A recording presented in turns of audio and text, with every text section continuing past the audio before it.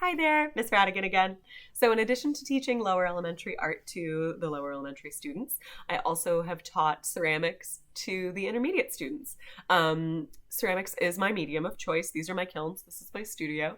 And it's just been an amazing experience. I've taught one class. We went over pinch pots, coil pots, slab building techniques, and then they actually wanted to do sculpture, so we did a day of sculpture, and it was amazing. That's what I love about self-guided art classes, is you can, ask questions. Anything, basically anything goes.